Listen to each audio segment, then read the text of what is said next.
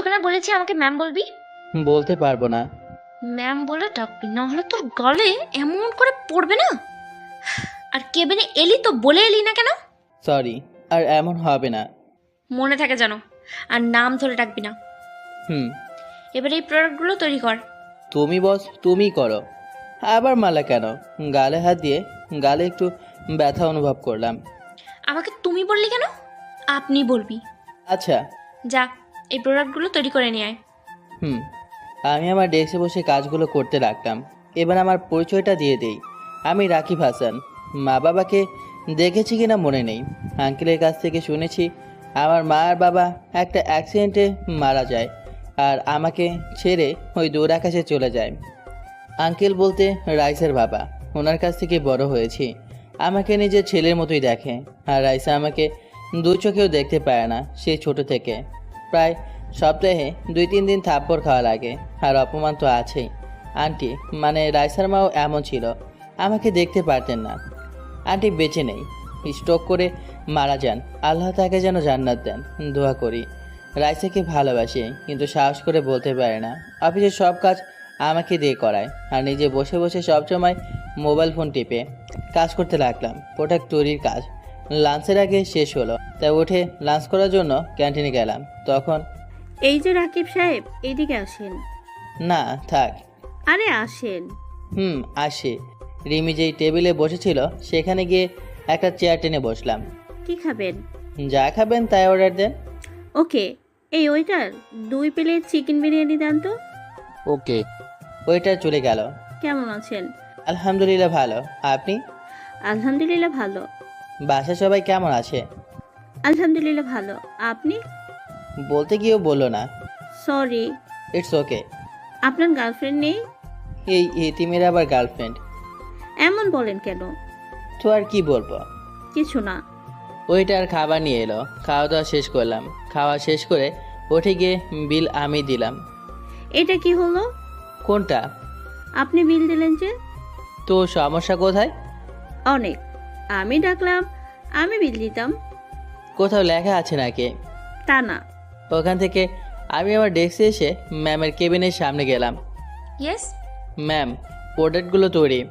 ওকে, রেখে যা। জি। ডেস্কে চলে এলাম। এখন কোনো কাজ নেই, তাই পাশে থাকা একটা ফাইল নিয়ে উল্টাতে লাগলাম। ডেস্কে বসে আছি তখন। এই, বাসায় যাবি না? জি। উঠে ব্যাগ নিয়ে নিচে গাড়ির কাছে চলে এলাম। গাড়িতে উঠলাম, রাইসা উঠলো। আমি গাড়ি স্টার্ট দিয়ে চালাতে লাগলাম। বাসায় চলে এলাম। রাইসা নেমে ভিতরে চলে গেল। আমিও গাড়ি পার্কিং করে ভিতরে গেলাম। আঙ্কেল বসে আছে, বসে বসে টিভি দেখছে। আঙ্কেলের পাশে গিয়ে বসলাম। দুপুরে ওষুধ খেয়েছো? হুম। আর একটু কথা বলে আমি আমার রুমে চলে এলাম। রাতে শুয়ে আছি, তখন ফোনটা বেজে উঠলো। দেখি রাইসা ফোন করেছে। কিরে, এ আবার ফোন দেয় কেন? কেটে দিয়ে রাইসার রুমের সামনে গেলাম। আমাদের রুম পাশাপাশি। আসতে পারি? আয়। জি বলেন, কেন ডাকলেন? তখন একটা গালে হাত দিয়ে অবাক দৃষ্টিতে তাকিয়ে আছি। মারলেন কেন? তোকে তো বলার জন্যই ডাকছি, এত তাড়াতাড়ি করিস কেন? তাই বলে থাপ্পড় দেবেন? হুম। আর এখন কথা না বলে দেখ তো ল্যাপটপে কি সমস্যা হয়েছে। কোনো কিছু করতে পারছি না। জি। তারপর ল্যাপটপ নিয়ে ঠিক করে দিলাম। ল্যাপটপটা রেখে উঠে যেতে লাগলাম। তখনই। তোকে যেতে বলেছি? না। তাহলে যাচ্ছিস কেন? জি বলেন। এনে ফাইলগুলো নিয়ে যা। এগুলো তো আপনাকে দেখতে হবে, এগুলো আপনার কাজ। আরেকটা থাপ্পড় খাবি না, নিয়ে যাবি। আচ্ছা নিয়ে যাচ্ছি। ফাইলগুলো নিয়ে আমার রুমে চলে এলাম। এগুলো এখন আর খারাপ লাগে না, এখন এগুলো অভ্যাস হয়ে গেছে। রুমে এসে একটু মোবাইল ফোন গোতাগুতি করতে লাগলাম। কিছুক্ষণ টেপাটেপি করার পর ঘুমিয়ে গেলাম। সকালে ঘুম থেকে উঠে ফ্রেশ হয়ে ফাইলগুলো নিয়ে বসলাম। বেশি না, 3টা ফাইল দেখা শেষ করে রাস্তার রুমের সামনে গিয়ে টোকা দিলাম। কে? আমি। ও, ভিতরে আয়। ভেতরে গেলাম। এই যে ফাইলগুলো দেখা হয়ে গেছে। এবার তোমার সাইন করলেই হবে। না সরি, আপনার সাইন করলেই হবে। ওকে, যা। রাইসার রুম থেকে আমার রুমে চলে এলাম। কিছুক্ষণ পর রাকিব, রাইসা, তোরা খেতে আয়। আঙ্কেলের ডাক শুনে খেতে আসলাম। রাইসাও আসলো। খাওয়া দাওয়া শেষ করে রুমে এসে রেডি হয়ে আঙ্কেলকে বলে অফিসের দিকে রওনা হলাম। এই, একটু পার্কের দিকে চল তো। কেন? তোকে যেটা বলেছি সেটা কর। পার্কের কাছে এলাম। তুই একটু অপেক্ষা কর, আমি আসছি। ওকে। রাইসা চলে গেল। আমি নামলাম দেখার জন্য কি করে। আমিও ভিতরে গেলাম।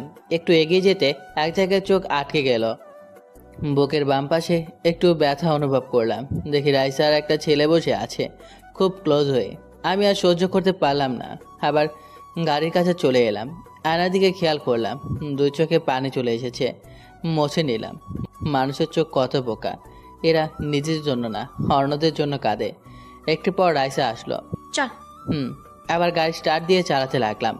আয়না দিকে তাকালাম, রাইসাকে দেখা যাচ্ছে। সে কত খুশি।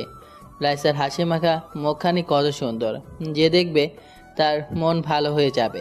আমার বোকা মন ভালো হয়ে গেল। চেহারা মাশাল্লাহ, দুধে আলতা গায়ের রং। প্রথম দেখাতেই যে কেউ প্রেমে পড়ে যাবে। 5 মিনিট পরে অফিসে চলে এলাম। রাইসা চলে গেল, আমিও গাড়ি পার্কিং করে চলে এলাম। হাই, কেমন আছেন? ভালো, আপনি? আলহামদুলিল্লাহ ভালো। রাকিব ভাই কেমন আছেন? আলহামদুলিল্লাহ ভালো, আপনি? আলহামদুলিল্লাহ ভালো। আপনার উনি কেমন আছে? কি যে বলেন না, পাবো কোথায়? আমার থেকে লুকিয়ে লাভ নেই। এভাবে সবাই একটু হাসাহাসি করলাম। তারপর কাজ করতে লাগলাম। কাজ করতে করতে লাঞ্চের সময় হয়ে গেল। উঠে লাঞ্চ করলাম। এভাবে 1 সপ্তাহ চলে গেল। একদিন রাতে, চলুন একটু ফ্ল্যাশব্যাক থেকে ঘুরে আসি। তোমাদের একটা কথা বলার ছিল। কি? রাকিবের 22 বছর হয়ে গেছে আর তোমার 21 হয়ে গেছে। তো আমি চাই সামনে 2 তারিখ তোমাদের বিয়ে দিতে। আমি তো আঙ্কেলের কথা শুনে আকাশ থেকে পড়লাম। আঙ্কেল বলে কি? আব্বু, তুমি কি পাগল হয়েছো? আমি ঠিক আছি, আর আমি যেটা বললাম সেটাই হবে। আমি কখনোই এতিম ভিখারিকে বিয়ে করতে পারবো না। আমি তো একে 2 চোখেও দেখতে পাই না, আবার একে বিয়ে করব ভাবলে কি করে? আমি অন্য একজনকে ভালোবাসি। যেমন মা ছিল ঠিক তেমনই মেয়ে হয়েছে। আগামীকালকে তোদের বিয়ে হবে। রাইসা আর কোনো কথা বললো না, কাঁদতে কাঁদতে চলে গেল। আঙ্কেল, আপনি রাইসাকে মারলেন কেন? এটা কিন্তু ঠিক হয়নি। তুই চুপ থাক, অনেক বার বেড়েছে। আমি রাইসাকে বিয়ে করতে পারবো না। না করলে আমার মরা মুখ দেখবি। কি বলছেন? আমি করব, কিন্তু রাইসা কি রাজি হবে? সেটা আমি দেখব। রুমে চলে এলাম। আমি যদিও ভালোবাসি, কিন্তু রাইসা তো বাসে না। ও তো আবিরকে ভালোবাসে। জানি না কি হবে।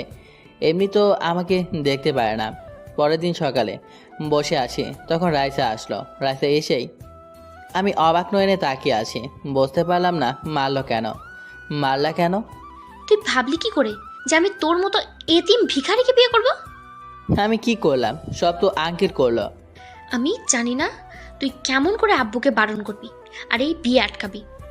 আমার কিছু করার নেই, আঙ্কেল বলে দিয়েছে যদি বিয়ে না করি তাহলে আঙ্কেল মারা যাবেন। রাইসা কিছু বললো না, চলে গেল।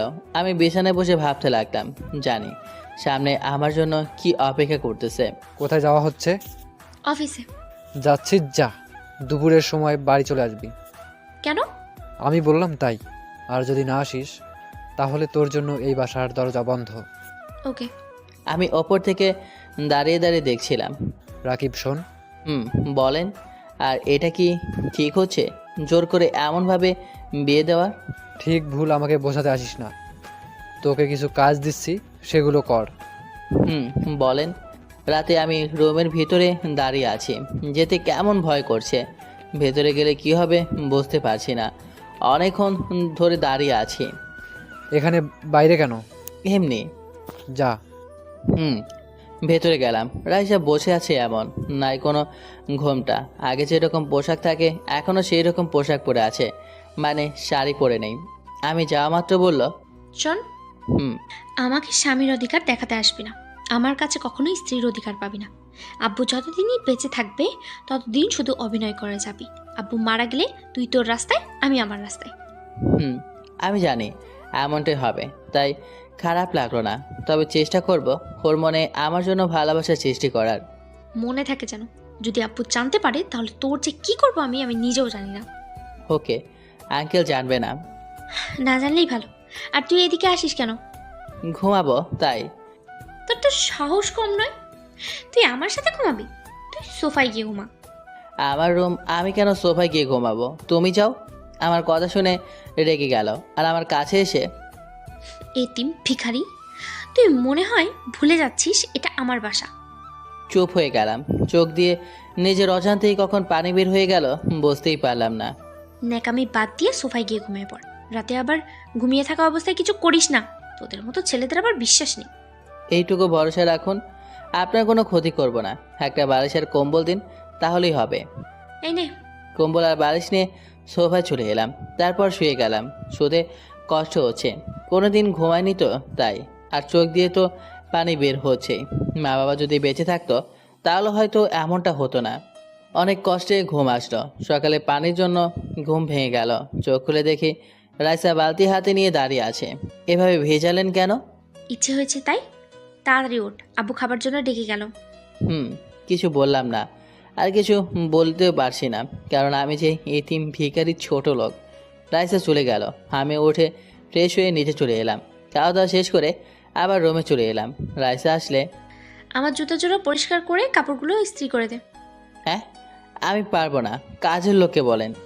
কি বললি? আমার মুখে মুখে কথা বলিস?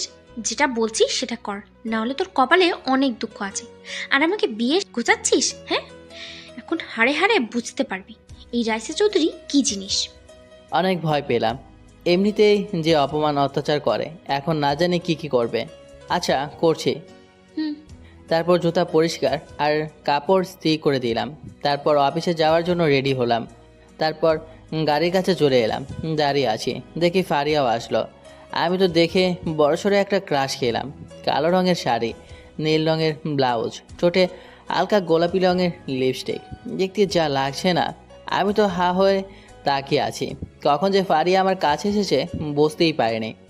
এই ভিখারি, এভাবে কি দেখছিস? মন খারাপ হয়ে গেল। কিছু না। চল দাঁড়িয়ে না থেকে। গাড়ি স্টার্ট দিয়ে চলে এলাম অফিসে। ফারিয়া চলে গেল। আমিও পার্কিং করে চলে এলাম। কি অবস্থা ভাই? ভালো, আপনারা? আলহামদুলিল্লাহ ভালো।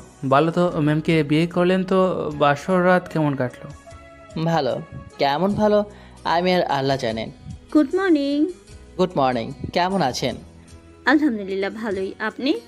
আলহামদুলিল্লাহ ভালো। এভাবে একটু গল্প করে কাজ করতে লাগলাম। অফিসে শাকিম ভাই ছাড়া আর কেউ জানে না যে আমাদের বিয়ে হয়েছে। আমি শাকিম ভাইকে শুধু ডেকেছিলাম। 2টা ফাইল নিয়ে ফারিয়ার কেবিনের সামনে গেলাম। ফাইল তো বাহানা মাত্র, আসল উদ্দেশ্য ফারিয়াকে দেখার জন্য। এত অপমান করে তাও কেন জানি ভালো লাগে। বোকা মন বারবার ওরে দেখতে চায়। আসতে পারি? ইয়েস। ভেতরে গেলাম, গিয়ে বসে পড়লাম। তোরে বসতে বলছি? না। তাহলে আমার পারমিশন ছাড়া বসলি কেন? সরি। উঠে পড়লাম। আর যদি এমন হয় তাহলে তোর গাল লাল করে দেবো। সরি, আর এমন হবে না। কি জন্য এসেছিস? এই 2টা ফাইলে সাইন লাগবে। দে। ফাইল 2টো দিলাম। ফারিয়া সাইন করতে লাগলো আর আমি ফারিয়াকে দেখতে লাগলাম। এনে শেষ। ফাইল 2টা নিয়ে চলে এলাম আমি আমার ডেস্কে। বিকেলে বের হলাম অফিস থেকে, তারপর বাসায়। রাতে খাওয়া দাওয়া শেষ করে রুমে যাচ্ছি, তখন রুম থেকে অনেক হাসির আওয়াজ আসে। বুঝলাম ফারিয়া মিনহাজের সাথে কথা বলছে। মিনহাজ ফারিয়ার বয়ফ্রেন্ড। মিনহাজ ছেলেটা একদম ভালো না। রুমের ভেতরে গেলাম। ফারিয়া হেসে হেসে কথা বলছে। আমি শুধু তাকিয়ে দেখলাম। মন খারাপ হয়ে গেল। এখন কত খুশি, সবার সাথে হেসে হেসে কথা বলে, শুধু আমার সাথে রেখে রেখে কথা বলে। আমার সাথে যদি একটু হেসে কথা বলতো তাহলে অনেক খুশি হতাম। এটা কখনো হবে কিনা জানি না। তারপর ঘুমিয়ে পড়লাম সোফায়। সকালে ঘুম ভেঙে গেল। ঘুম থেকে উঠে ফ্রেশ হয়ে ছাদে গেলাম। কিছুক্ষণ থেকে নিচে এলাম। দরজা খুলে যেই রুমে ঢুকতে যাব তখনই ফারিয়ার উপর পড়ে গেলাম। আর ফারিয়ার ঠোঁটের সাথে আমার ঠোঁট লেগে গেল। ফারিয়া ধাক্কা দিয়ে সরিয়ে দিল। তারপর উঠে আমাকে ঠাস ঠাস করে 2টা থাপ্পড় মারল। থাপ্পড় 2টা এত জোরে মেরেছে যে চোখ দিয়ে পানি বের হয়ে গেল। কুত্তার বাচ্চা, তোর তো সাহস কম না, তুই আমার উপরে পড়লি? আমি কি ইচ্ছে করে পড়েছি নাকি? আমি তো রুমে যাচ্ছিলাম। নিজের ইচ্ছায় পড়লি, আবার বলছিস আমি ইচ্ছে করে পড়েছি নাকি? সর আমার সামনে থেকে। ধাক্কা দেওয়ার ফলে আমার মাথা দেয়ালের সাথে গিয়ে লাগলো আর কপালটা কেটে গেল। রক্ত বের হতে লাগলো। অনেক ব্যথা করছে। আর দেরি না করে ব্যান্ডেজ করে নিলাম। আমার রুমে ফার্স্ট এড বক্স আছে। চুপ করে রুমে বসে আছি, তখন খাবার জন্য ডাক পড়লো, তাই নিচে গেলাম। আঙ্কেল আমাকে দেখে বলল, রাকিব, তোর মাথায় কি হয়েছে? ব্যান্ডেজ কেন? বাথরুমে পড়ে গিয়েছিলাম। ফারিয়ার দিকে তাকিয়ে। দেখে শুনে চলতে পারিস না? বেশি কাটেনি তো? না, বেশি কাটে নাই। ঔষধ খেয়েছিস? না, খাওয়া দাওয়া করে খাবো। তাড়াতাড়ি খেয়ে নে। এদের আদিক্ষেতা থেকে বাঁচি না। হুম। খাওয়া দাওয়া শেষ করে রুমে আসলাম, তারপর ব্যথার ট্যাবলেট খেয়ে নিলাম। ফারিয়া আসলো। রুম থেকে বেরো, আমি চেঞ্জ করব। আমি তোমার স্বামী, থাকলে সমস্যা কি? বিড়বিড় করে কি বলছিস? কিছু না। বেরো বলছি। হুম। রুম থেকে বের হলাম, একটু পর রুমে আসলাম। ফারিয়া রেডি হওয়া শেষ। তাড়াতাড়ি আয়। আজ আমি যাব না, আপনি যান। কেন? ভালো লাগছে না। ওকে। ফারিয়া চলে গেল। আমি বিছানায় শুয়ে পড়লাম। শুয়ে শুয়ে ভাবছি, আল্লাহ কেন আমাকে এতিম বানালো? আমি তো শুধু একটা ব্যবহারের পাত্র হয়ে গিয়েছি। জীবনে শুধু অপমান লাঞ্ছনা ছাড়া কিছুই পেলাম না। জড়িয়ে ধরে কাঁদার মতো কেউ নেই। একটা বন্ধু ছিল, কিন্তু ও চাকরির জন্য অন্য শহরে চলে গেছে। চোখ দিয়ে পানি বের হয়ে গেল, মুছে নিলাম। কিছুক্ষণ পর ঘুমিয়ে পড়লাম। দেখলে চুপ করে ছাদে দোলনায় বসে আছি।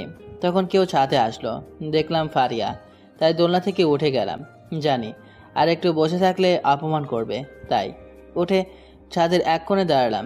সন্ধ্যা হয়ে এলো, তাই সূর্যের দিকে তাকিয়ে থাকলাম। এখন সূর্য ডুববে। আমার এই দৃশ্যটা দেখতে ভালো লাগে, বিশেষ করে লাল আভাটা। মাগরিবের আজান হয়ে গেল, তাই ওযু করে নামাজ পড়তে গেলাম। নামাজ পড়ে এসে রুমে আসলাম। ফারিয়া বিছানায় বসে আছে। আমি শার্ট চেঞ্জ করে অন্য শার্ট পরলাম, আর কিছু টাকা নিলাম। উদ্দেশ্য একটু শহরটা ঘুরে দেখব। অনেকদিন রাতে শহরটা দেখা হয়নি, তাই আর কি। কোথায় যাবি? একটু বাইরে। যা যা, তাও একটু শান্তিতে থাকতে পারবো। কথাটা একেবারে কলেজায় তীরের মতো গিয়ে লাগলো। আমি এতটা ওর বিরক্তর কারণ। রুম থেকে বের হয়ে রুমে চলে এলাম। বাসার বাইরে এসে এদিকে সেদিকে ঘুরতে লাগলাম। একটা রেস্টুরেন্টে গিয়ে চোখ আটকে গেল। দেখি মিনহাজ আর একটা মেয়ে বসে আছে, আর দুজন দুজনকে খাইয়ে দিয়েছে। আমি গিয়ে এক কোণে বসে পড়লাম, আর একটা ওদের পিক তুলবো ভাবছি, কিন্তু পকেটে হাত দিয়ে দেখি ফোন আনি নাই। যদি এগুলো পারিয়াকে বলে তা বিশ্বাস করবে না, বরং আমি আরও ওর চোখের সামনে খারাপ হয়ে যাব, আর সাথে থাপ্পড়ও খেতে পারি, আরও অনেক কিছু। আমিও হালকা কিছু খেয়ে বের হয়ে আসলাম, আর কিছুক্ষণ ঘোরাঘুরি করে বাসায় ফিরলাম। এখন মনটা একটু হালকা লাগছে। রুমে এলাম, পারিয়া বসে আছে। আমি ওর কাছে গিয়ে বললাম, নেন, এগুলো আপনার জন্য। কিছু চকলেট আর একটা গোলাপ ফুল দিয়ে। পারিয়া আমার দিকে তাকালো, আমার কাছ থেকে নিল। আমি তো অনেক খুশি, কিন্তু নিয়ে আমার মুখের ওপর ছুঁড়ে ফেলে দিল। তোর এগুলো আনার জন্য বলছি? আর এত ভালোবাসা দেখাতে আসিস না। তোর এই সামান্য জিনিস আমাকে পটাতে আসবি না, ঠিক আছে? শুনে রাখ, আমি কোনোদিন তোর মতো এতিম ভিখারিকে ভালোবাসবো না। যা ভাগ। চোখ দিয়ে পানি বের হয়ে গেল। সোফায় চলে এলাম, এসে শুয়ে পড়লাম। চোখ দিয়ে পানি বের হচ্ছে। 1 মাস পর রাতে শুয়ে আছি, ঘুমটা হঠাৎ ভেঙে গেল। তখন কথা বলার আওয়াজ আসে। ঘড়ির দিকে তাকালাম, রাত 3টা বাজে। পাড়িয়ার দিকে তাকালাম, দেখে শুয়ে আছে। তাহলে কথা কে বলে? সোফা থেকে উঠলাম, দেখি ফারিয়া ঘুমের ঘরে বিড়বিড় করছে। ওর কাছে গেলাম, গিয়ে, ফারিয়া, এই ফারিয়া। কোনো রেসপন্স নেই। কি হলো? কথা বলো। কোনো কিছুই বলছে না। ওর শরীরে হাত দিলাম, কাঁপা কাঁপা হাতে। শরীরে হাত দিতেই আটকে গেলাম। জ্বরে শরীর পুড়ে যাচ্ছে। তাড়াতাড়ি বালতিতে পানি নিয়ে আসলাম, তারপর একটা তোয়ালে ভিজিয়ে ওর মাথায় দিলাম। একটু পর ফারিয়া চোখ খুলল। কেমন লাগছে? শরীরটা ব্যথা করছে। কথা বলছে কিন্তু ভালোভাবে বলতে পারছে না। রুমে ওষুধ ছিল, ওগুলো নিয়ে বললাম, এই নেন, আর পানি নিন। এগুলো খেয়ে নিলে একটু পর জ্বর কম আসবে। খেতে ইচ্ছে করছে না। ইচ্ছে না করলেও খেতে হবে, না হলে সুস্থ হবেন না তো। না, ইচ্ছে করছে না। আরে খেয়ে নিন। হুম। পারিয়া বিছানা থেকে উঠতে লাগলো, কিন্তু ভালোভাবে উঠতে পারছে না। আমিও ধরছি না, যদি পরে অপমান করে, তাই। পারিয়া আমার দিকে তাকালো। এভাবে দেখেন কেন? একটু উঠতে সাহায্য কর। উঠতে সাহায্য করলাম। তারপর ওষুধ খেয়ে আবার শুয়ে গেল, আর পারিয়ার মাথায় তোয়ালে ভিজিয়ে দিতে লাগলাম। কিছুক্ষণ পর পারিয়া ঘুমিয়ে পড়ল। আমার আর ঘুম এলো না। দেখতে দেখতে সকাল হয়ে গেল। সকালে ডাক্তার ডাকলেন আঙ্কেল। ডাক্তার এলো। পারিয়াকে দেখে ডাক্তার আঙ্কেল কিছু ওষুধ লিখে দিল। ডাক্তার পরিচিত, আঙ্কেলের বন্ধু হয়। পারিয়া আমার দিকে তাকিয়ে আছে, হয়তো কিছু বলতে চাইছে। আঙ্কেল, আমি অফিসে যাচ্ছি, আপনি থাকেন। আচ্ছা, যা। খাওয়া দাওয়া শেষ করে আবার রুমে আসলাম। এই শোনো। অবাক হয়ে ফারিয়ার দিকে তাকালাম। সরি। It's okay. কোথায় যাও? অফিসে যাব। ও। রেডি হয়ে অফিসে চলে এলাম। কেমন জানি মনের মধ্যে খুশি খুশি লাগছে। আজ প্রথম ফারিয়া তুমি করে বলেছে তাই, কিন্তু হঠাৎ এত পরিবর্তন হলে কেমন করে কে জানি। অফিসে চলে এলাম, রাতে বাসায় ফিরলাম। অফিস থেকে আসতে এত দেরি কেন? অফিসে শেষে একটা জায়গায় গিয়েছিলাম। ও আচ্ছা, রুমে গিয়ে বিশ্রাম নে। রুমে আসলাম। ফারিয়া বিছানায় হেলান দিয়ে বসে হেসে হেসে কথা বলছে। বুঝলাম এটা মিনহাজে আছে। মনটা খারাপ হয়ে গেল। পোশাক চেঞ্জ করে নিলাম। ওয়াশরুমে গিয়ে এসে দেখি ফারিয়ার কথা বলা শেষ। আজ এত দেরি যে? এমনি। ও এখন কেমন লাগছে? ভালো। ভালো থাকলেই ভালো। রুম থেকে বের হতে যাব তখন। কোথায় যাও? ছাদে। কেন? এমনি। আর কিছু বললাম না, বাইরে চলে এলাম। ছাদে এসে এক কোণে দাঁড়িয়ে আছি আর ভাবছি, না অনেক হয়েছে, আর এভাবে চলতে দিতে পারি না। আরিয়াকে মুক্তি দিয়ে দেব, তাতে আঙ্কেল যা বলবে বলুক। না, এটা কি ঠিক হবে? আঙ্কেল আমাকে ছোট থেকে বড় করেছে, ওনাকে কষ্ট দিয়ে কি ঠিক হবে? না, ঠিক হবে না। এগুলো ভাবছি, কখন যে চোখ দিয়ে পানি বের হয়ে গেল বুঝতেই পারলাম না। কিছুক্ষণ থেকে নেচে চলে এলাম। 2 দিন পর অফিসে পারি আর আমি বসে আছি, তখন কেউ দরজায় টোকা দিল। কাম। দেখি মিনহাজ এসেছে। মনটা খারাপ হয়ে গেল। এসে ফারিয়াকে জড়িয়ে ধরল। এমন দেখে মাথা গরম হয়ে গেল। উঠে মিনহাজের শার্টের কলার চেপে ধরলাম। তখনই আমার গালে 2টা থাপ্পড় বসিয়ে দিল। অবাক হয়ে তাকালাম। কুত্তার বাচ্চা, ভিখারির বাচ্চা, তোর সাহস কি করে হয় মিনহাজের কলার ধরার? এই 2 দিন তোর সাথে একটু ভালো ব্যবহার করেছি, তাই বলে তোর সাহস বেড়ে গেছে, তাই না? মাথা নিচু করে নিলাম। আবার ঠাস ঠাস করে 2টা থাপ্পড় দিয়ে দিল। বের হয়ে যা, না হলে তোর কি করব নিজেও জানি না। ওখান থেকে চলে এলাম। চোখ দিয়ে বৃষ্টির মতো পানি বের হয়ে গেল। যে মেয়ে বয়ফ্রেন্ডের সামনে স্বামীকে থাপ্পড় মারতে পারে, সে কোনোদিন স্বামীর মূল্য দিতে জানবে না। না, অনেক হয়েছে। আর এখান থেকে অনেক দূরে কোথাও চলে যাব। আর 6 মাস পর ডিভোর্স পেপার পাঠিয়ে দেব। আমাকে দেখে সাকিম ভাই বলল, রাকিব ভাই, আপনার কি হয়েছে? চোখে পানি কেন? কিছু না, চোখে হয়তো কিছু পড়েছে। মিথ্যা বলেন কেন? আপনার গালে থাপ্পড়ের দাগ, তাও। আর কিছু বললাম না। ডেস্কে বসে আঙ্কেলের জন্য একটা চিঠি লিখলাম। তারপর অফিস থেকে বের হয়ে গেলাম। সাকিম ভাই বলছিল কি হয়েছে, কিন্তু তেমন কিছু বলি নাই। বাসার সামনে এলাম। ভেতরে যাব না। এই যে ছোট ভাই, শোনো। বলেন। এই কাগজটা বাসার মালিককে দিয়ে আসতে পারবে? পারবো, কিন্তু আপনি যাবেন না কেন? আপনি তো এই বাসায় থাকেন। একটু সমস্যা হয়েছে, প্লিজ দিয়ে আসো। ওকে, দেন। ধন্যবাদ ছোট ভাই। ছেলেটা চিঠি নিয়ে চলে গেল। আমি হাঁটতে লাগলাম বাস স্ট্যান্ডের দিকে। গন্তব্য সিলেট। ওখানে রাশেদ মানে আমার একমাত্র বন্ধু থাকে। ওখানে একটা কোম্পানিতে চাকরি করে। ওর ওখানে থাকবো, আর ওরা ওখানে একটা চাকরির ব্যবস্থা করে দেখব। মোবাইল থেকে সিম কার্ড খুলে ভেঙে ফেললাম। এখন একটা সিম কার্ড থাকলো। এটা সিমের নাম্বার কেউ জানে না। ওইদিকে ছেলেটা কলিং বেলের চাপ দিতে লাগলো। কয়েকবার কলিং বেল বাজতেই কাজের লোক এসে দরজা খুলে দিল। বলেন। এই যে একটা চিঠি। কিসের? আর কে দিল? এ বাসায় একটা বাইয়ে থাকে না, উনি দিয়েছেন। আর বলেছেন আমি যেন চিঠিটা এই বাসার মালিকের কাছে পৌঁছে দিই। আচ্ছা, আমি যাই, আমার কাজ আছে। ছেলেটা চিঠিটা দিয়ে চলে এলো। কাজের লোক চিঠিটা নিয়ে আঙ্কেলের রুমে গেল। স্যার, আপনার একটা চিঠি আছে। আমার কাছে চিঠি কে দিল? একটা ছেলে এসে দিয়ে গেল। কিন্তু কে দিয়েছে সেটা বলে নাই। বলেছে স্যার। ছেলেটা বলল এটা রাকিব স্যার দিয়েছে।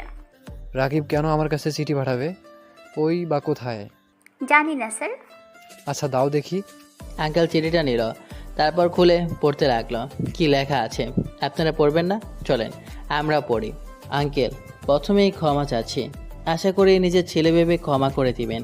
জানি অনেক কষ্ট পাবেন, তাও আপনাকে ছেড়ে যেতে হচ্ছে। চাইতাম না, কিন্তু নিয়তি আমাকে যেতে বাধ্য করেছে। আপনার কাছে বিনীত অনুরোধ করছি, ফারিয়াকে কিছু বলবেন না, ওকে বকবেনও না এবং মারবেনও না। যদি মারেন তাহলে অনেক কষ্ট পাবো। প্লিজ আমার এই ছোটো চাওয়াটুকু রাখবেন, কারণ ফারিয়াকে অনেক ভালোবাসি। আমি সহ্য করতে পারছিলাম না ফারিয়ার অবহেলাগুলো আর অপমান, তাই ছেড়ে আসতে বাধ্য হলাম আপনাদেরকে। আমি বারণ করেছিলাম যে ফারিয়ার সাথে আমার বিয়ে দিয়েন না, কিন্তু আপনি কসম দিয়ে বাধ্য করেছিলেন বিয়ে করতে। আগে থেকে জানতাম ফারিয়া আমাকে কখনো স্বামী হিসেবে মেনে নিতে পারবে না। এটা যেন শুধু আপনার দিকে তাকিয়ে রাজি হয়েছিলাম। আমি 6 মাস পর ডিভোর্স পেপার পাঠিয়ে দেব, সাইন করে দিতে বলবেন। তারপর ফারিয়া যাকে ভালোবাসে আপনি তার সাথেই বিয়ে দিয়ে দেবেন। অনেক কিছু বলা ছিল, কিন্তু এখানে লিখতে পারলাম না। প্লিজ ফারিয়াকে কিছু বলবেন না। বাবা মাকে দেখি নাই, শুধু আপনার মুখে শুনেছি গাড়ি অ্যাক্সিডেন্টে মারা গিয়েছে। আপনাকে বাবার মতো দেখে আসি। আপনি অনেক ভালো মানুষ। ইচ্ছে করছিল না আপনাকে ছেড়ে আসতে, কিন্তু হাসতেই হলো। আমাকে ক্ষমা করবেন। চলে গেলাম এই শহর ছেড়ে। আর কখনো আসবো কিনা জানি না, আর আপনার সাথে দেখা হবে কিনা তাও জানি না, কিন্তু আপনাদের অনেক মনে পড়বে। ইতি রাকিব। আঙ্কেলের চোখ দিয়ে পানি বের হয়ে গেল, আর অনেক রেগেও গেলেন ফারিয়ার ওপর। আমি এখন বাসে বসে আছি। আঙ্কেল আমাকে ফোন দিতে লাগলো, কিন্তু বন্ধ বলছে। এভাবে অনেকক্ষণ ধরে দিতে লাগলো, কিন্তু বারবারই বন্ধ বলছে। বিকেলে ফারিয়া বাসে আসলো। ড্রয়িং রুমে আঙ্কেল রাগীভাবে বসে আছেন। ফারিয়া বাসের ভিতরে আসতেই ফারিয়া শোন। ফারিয়া একটু অবাক হলো এভাবে ঢাকাতে, আর একটু ভয়ও পেল। আব্বু এভাবে ডাকলো কেন, আর রেগে আছে কেন? এই এতিম ভিখারির বাচ্চা আবার বলে দেয়নি তো? ফারিয়া গুটি গুটি পায়ে আঙ্কেলের কাছে গেল। রাকিব কোথায়? কেন বাসায় নেই? বাসায় থাকলে কি তোকে জিজ্ঞেস করতাম? তাহলে জানি না কোথায় গেছে। এই নে, এটা পড়। চিঠিটা এগিয়ে দিয়ে। ফারিয়া চিঠিটা পড়ল। পড়া শেষ করে মনে মনে একটু খুশি হলো, কিন্তু আঙ্কেলের সামনে অভিনয় করে কান্না করে দিল। কান্না করিস কেন? তোকে একটা সত্যি কথা বলি, শোন। কি? তুই যে টাকা সম্পত্তি নিয়ে অহংকার করিস না, তুই কখনো চিন্তা করিস না এই সম্পত্তি কোনোদিন পাবি না, কারণ এগুলা সব রাকিবের বাবার টাকা সম্পত্তি। মানে তাহলে এগুলো কার? আমি রাকিবের বাবার কোম্পানির একজন ম্যানেজার ছিলাম এবং একজন ভালো বন্ধুও। তবে বিয়ে ছোট থেকে ঠিক করা হচ্ছিল, তাই তোদের বিয়ে দিয়েছি। রাকিবের বাবা আর মা গাড়ি অ্যাক্সিডেন্ট মারা যায়। রাকিবের বাবা হাসপাতালের বেডে শুয়ে আমার হাত ধরে বলেছিল, দোস্ত, আমি আর মনে হয় এই পৃথিবীতে বেশিক্ষণ থাকবো না। আমার একটা ইচ্ছা পূরণ করবি? বল, তোর সব ইচ্ছা পূরণ করব। তোর মেয়ের সাথে আমার ছেলের বিয়ে দিবি। এই টাকা পয়সা থাকলো না, সব কিছু বিয়ের পর বলবি এবং দিবি। কেন? তোরা যেটা বলছিস সেটা করবি। আর একটা কথা, আমার ছেলেকে কখনো কষ্ট দিস না, না হলে অনেক কষ্ট পাবো। কখনো কষ্ট পেতে দিব না। আমাকে আল্লাহ কখনো ক্ষমা করবে কিনা জানি না। রাকিবকে কখনো খুশি রাখতে পারি নাই। রাকিবকে নিয়ে আসার পর শুধু কষ্ট পেয়েছে। তোর মা যতদিন বেঁচে ছিল ততদিন তোর মা কষ্ট দিয়েছে, আর তোর মা মরে যাওয়ার পর তুই কষ্ট দিলি ছেলেটাকে। রাকিব বলেছে তাই তোকে কিছু বললাম না, না হলে তোর কি করতাম নিজেও জানি না। আর একটা কথা, যতদিন না রাকিবকে খুঁজে বের করতে পারবি ততদিন আমাকে আব্বু বলে ডাকবি না। আমিও ভুলে যাব তুই আমার মেয়ে। এখন যেতে পারিস। আঙ্কেল চোখ মুছলেন, তারপর ওনার রুমে চলে গেলেন। এবার সত্যি সত্যি ফারিয়া কাঁদতে লাগলো। আমি এদিকে বাসে বসে আছি। পাশের সিটে একজন মেয়ে বসেছিল, দেখতে মাশাআল্লাহ, মনে হচ্ছে আসমান থেকে নেমে আসা কোনো হুর। মেয়েটা বলল, মন খারাপ মনে হচ্ছে, জানতে পারি কেন? মেয়েটার দিকে তাকালাম, চুপ করে থাকলাম। বলতে ইচ্ছে না হলে বলিয়েন না। তেমন কিছু না, আপু আমার কথা মনে পড়ছে অনেক। ও, আপনি কি বাসা থেকে চলে আসছেন? চোখ দিয়ে পানি বের হয়ে গেল। কি হলো, কাঁদছেন কেন? আব্বু আমাকে কখনো দেখি নাই। সরি। ওকে, একটু পরে। আপনার নাম কি? জি, রাকিব। আপনার? মাইশা। কোথায় যাবেন? সিলেট। আপনি? আমি এখানে আমার ফুপির বাসায় এসেছিলাম। আচ্ছা, আপনি কি করেন, লেখাপড়া না জব? জব করতাম, একটু সমস্যার জন্য ছেড়ে দিয়েছি। ও, আমি আমাদের অফিস দেখাশোনা করি।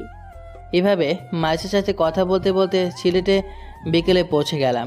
মাছের সাথে কথা বলে একটু ভালো লাগলো। মাইশা অনেক ফ্রি, সবার সাথে সহজে মিশে যেতে পারে। আমি নামলাম, মাইশাও নামলো। এখন কোথায় যাবেন? আমার এক বন্ধুর কাছে। ও, তখনই একটা গাড়ি এলো। আল্লাহ হাফেজ। আবার দেখা হবে কিনা জানি না। আপনার সাথে কথা বলে ভালো লাগলো। আমারও। আল্লাহ হাফেজ। মাইশা চলে গেল। রাশেদকে ফোন দিলাম, 2বার রিং হতে রিসিভ করলো। কোথায় তুই? তুই কোথায় আছিস এটা বল। আমি তো বাস স্ট্যান্ডে দাঁড়িয়ে আছি, কিন্তু তুই কোথায়? 2 মিনিট দাঁড়া, আমি আসছি। ওকে, দাঁড়িয়ে আছি। একটু পর রাশেদ আসলো। রাশেদ এসে জড়িয়ে ধরলো, আমিও ধরলাম। কি রে, কেমন আছিস? ভালো, তুই? এখন একটু ভালো। কিছু খেয়েছিস? না, এখনো কিছু খাওয়া হয়নি। রেস্টুরেন্টে চল, কিছু খাবি। চল তাহলে।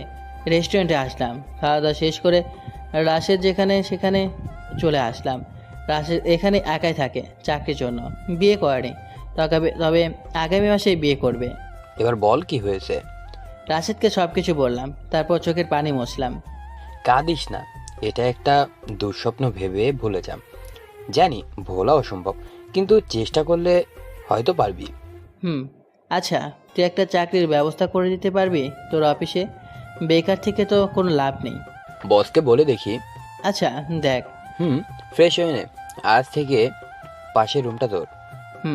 তারপর গোসল করলাম, গোসল করে রাশেদের পোশাক পরলাম। আমি তো কিছু নিয়ে আসিনি, তাই রাশেদ ওর বসকে ফোন দিল।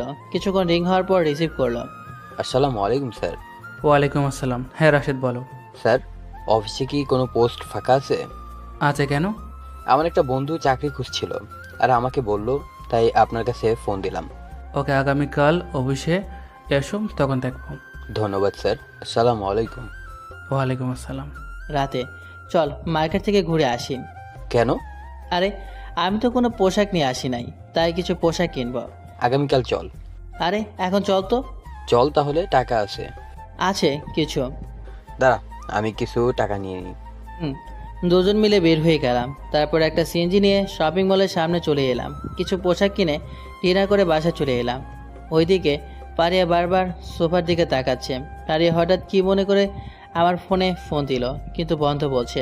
কয়েকবার ফোন দিল, কিন্তু বারবারই বন্ধ বলল। আজ রুমটা কেমন ফাঁকা ফাঁকা লাগছে। আমি অনেক বড় অন্যায় করেছি। জানি না রাকিব কোনোদিন ক্ষমা করবে কিনা। ওর শুধু কষ্ট অপমান করে এসেছি, অনেক বড় অন্যায় করে ফেলেছি। রাকিব কি আমায় ক্ষমা করবে? যদি না করে তাহলে সারা জীবন অপরাধী হয়ে থাকবো। না না, রাকিবকে খুঁজে বের করে ওর কাছে ক্ষমা চাইতে হবে, যে করেই হোক। ফারিয়ার চোখ দিয়ে পানি বের হয়ে গেল। ফারিয়া চোখের পানি মুছে নিল। ফারিয়ার ফোন বেজে উঠল। প্রথমবার কেটে গেল, দ্বিতীয়বার রিসিভ করলো। ফারিয়া রিসিভ করতেই মিনহাজ বলল, কি ব্যাপার, ফোন ধরতে এত দেরি কেন? এমনি। মন খারাপ মনে হচ্ছে আর কান্নাও করছো মনে হয়। তেমন না। তাহলে তোমার গলা এমন শোনাচ্ছে কেন? মন খারাপ তাই। ফারিয়া আর মিনহাজ আর কিছুক্ষণ কথা বলার পর রেখে দিল। আমি বিছানায় শুয়ে আছি, তখন ফারিয়ার কথা মনে পড়ল। মনে পড়তেই চোখের নোনা পানিগুলো গাল বেয়ে বালিশে টপ টপ করে পড়তে লাগলো। না, ওর কথা আর মনে করা যাবে না। ওকে যেমন করে হোক ভুলতেই হবে, ভুলে যেতে হবে ফারিয়া নামে কেউ ছিল। কিন্তু ভুলতে পারবো কি? না, পারবো না। এগুলো ভাবতে ভাবতে কখন যে ঘুমিয়ে পড়েছে মনেই নেই। সকালের দিকে আজানের মিষ্টি ধ্বনিতে ঘুম ভেঙে গেল। উঠে ওয়াশরুমে গিয়ে অজু করলাম। ওয়াশরুম থেকে বের হয়ে দেখে রাশেদও ঘুম থেকে উঠে গেছে। কিরে, নামাজে যাবি নাকি? যা তাহলে, তাড়াতাড়ি অজু করে আয়। রাশেদ অজু করে এলো। তারপর দুজন মিলে একসাথে নামাজ পড়তে গেলাম মসজিদে। নামাজ পড়ে দুজন একসাথে ঘুরতে বের হলাম। কিছুক্ষণ ঘোরাঘুরি করে বাসায় চলে আসলাম। তুই রুমে যা, আমি রান্না করি। চল, আমিও সাহায্য করি। থাক, তুই রুমে যা। ওকে। রুমে এলাম। বসে থাকতে আর ভালো লাগছে না, তাই ভাবলাম ছাদের উপর থেকে একটু ঘুরে আসে। রুম থেকে বের হয়ে রান্নাঘরের সামনে গিয়ে বললাম, দোস্ত আমি ছাদে গেলাম। যা। ছাদে এলাম। বিল্ডিংটা 5 তলা, রাশেদ 4 তলায় থাকে। এখানে সবাই ভাড়াটিয়া। এই বাসার মালিক অন্য জায়গায় থাকে। সূর্যের লালাভা দেখা যাচ্ছে, হালকা বাতাস বইছে, সাথে গাঁদা ফুলের সুবাস আসছে। এই মুহূর্তটা খুব ভালো লাগছে। মনের ভেতর ফ্রেশ হয়ে গেল। কোথায় গাঁদা ফুল আছে দেখার জন্য মাথা ঘুরালাম। দেখলাম ছাদের এক কোণায় কিছু ফুলের গাছ আছে, সাথে গাঁদা ফুলের গাছও আছে।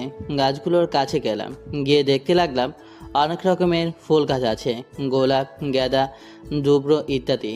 এগুলো চিনি না। তখনই কেউ মেলি কণ্ঠে বলল, আরে কে আপনি, এভাবে কি দেখছেন? পিছনে ঘুরে দাঁড়ালাম। দেখি একটা মেয়ে, মনে হচ্ছে কোনো পরী আমার সামনে দাঁড়িয়ে আছে। আপনি কে? আপনাকে তো চিনলাম না। আমি রাকিব, রাশেদের বন্ধু। ও, আমি মাসুরা। আপনার বাসা কোথায়? ঢাকা। ও, এখানে কি জবের জন্য এসেছেন? দেখলাম আরও 3টি মেয়ে এলো। তখনই ফোনটা বেজে উঠলো। ফোন বের করে দেখি রাশেদ। রিসিভ করলাম। বল। বাসায় আয়। আচ্ছা যাই। ওকে। বাসায় আসলাম, আর ওই 3টা মেয়ে মাসুরের কাছে গিয়ে বলল, কি রে, মাসুরা ছেলেটা কে? রাশেদ ভাইয়ের বন্ধু। ছেলেটা একদম জোস। নজর দিবি না বলে দিলাম, না হলে চোখ উঠিয়ে নেব। বাবা, প্রথম দেখেই ভালোবেসে ফেলেছিস নাকি? একদম ফিদা হয়ে গেছি। যদি ছেলেটার গার্লফ্রেন্ড থাকে তাহলে? তখন অন্য এক মেয়েকে বলল, তাহলে আর কি, প্রেম করার আগেই ছ্যাঁকা খাবে। একদম হাসবি না। ওইদিকে ফারিয়া ঘুম থেকে উঠে সোফার দিকে তাকালো, কিন্তু মনটা খারাপ হয়ে গেল। ফারিয়ার মনে পড়লো আগের দিনগুলোর কথা। আমাকে পানিতে ভিজিয়ে ঘুম থেকে ওঠাতো, অনেক অপমান করতো। আর আজ ফারিয়া মন খারাপ করে বসে থাকলো। তখন ফারিয়ার রুমের দরজায় কাজের লোক টোকা দিল। কে? আপা, নাস্তা করবেন না? যা, আমি ফ্রেশ হয়ে আসছি। কাজের লোক চলে গেল। ফারিয়া আরেকটু বসে থেকে উঠে ফ্রেশ হয়ে নিচে আসলো। আব্বু কোথায়? সাহেব খাওয়া দাওয়া শেষ করে রুমে চলে গেছে। কি? কেন? আপনি জানেন কি হয়েছে? তখনই ফারিয়ার গতকালের কথা মনে পড়ল। ওর চোখে কোণে পানি জমা হয়ে গেল। আপা বসেন, খেয়ে নেন। ফারিয়া হালকা খেয়ে উঠে চলে গেল, গিয়ে কান্না করে দিল। আর নিজে নিজে বলতে লাগলো, আর নিজেকে ধিক্কার দিতে লাগলাম। এগুলো আমারই কর্মের ফল। আজ রিজের আব্বু আমার সাথে কথা বলছে না, বা আমার সাথে খাবার পর্যন্ত খাচ্ছে না।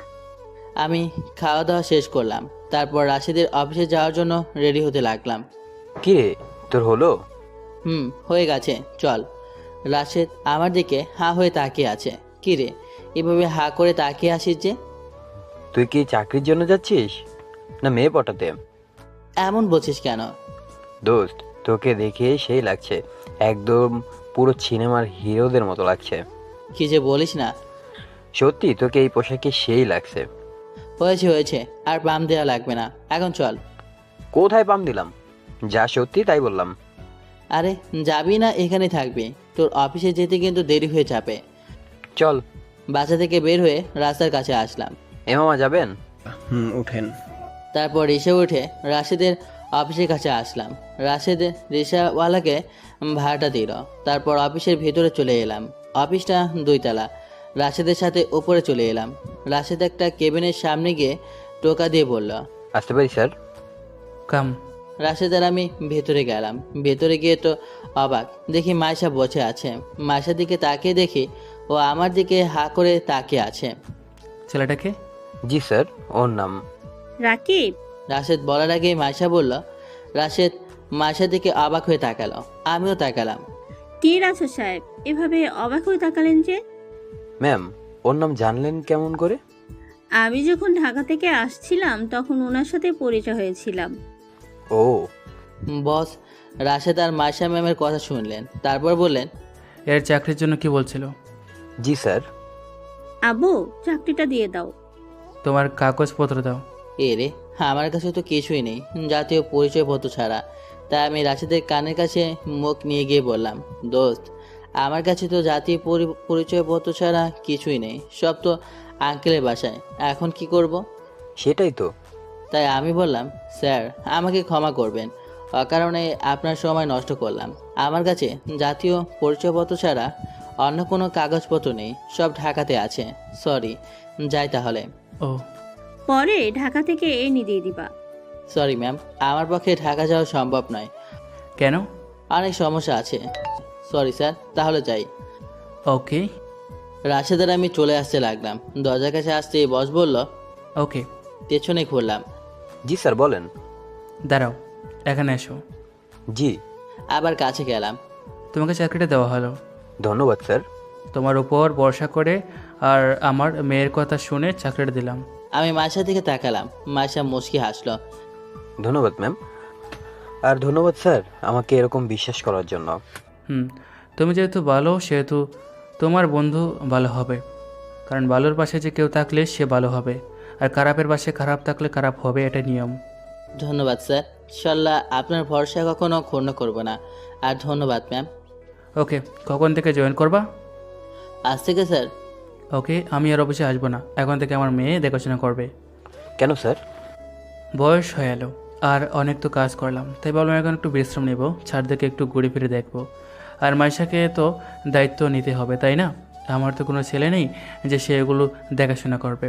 তা যাই হোক, আমাকে যেভাবে সাহায্য করছো আশা করি আমার মেয়েকেও করবা। জি স্যার। রাশেদ, যাও তোমার পাশের কেবিনটা দেখিয়ে দাও। জি স্যার। আর রাকিব কোনো সমস্যা বা বুঝতে পারলে রাশেদকে বলবা, ও সব কিছু দেখিয়ে দেবে। জি স্যার। আমাকে আবার কি দেখিয়ে দিবে? বরং আমি রাশেদকে দেখিয়ে দিতে পারবো। বসের কেবিন থেকে বের হয়ে এলাম।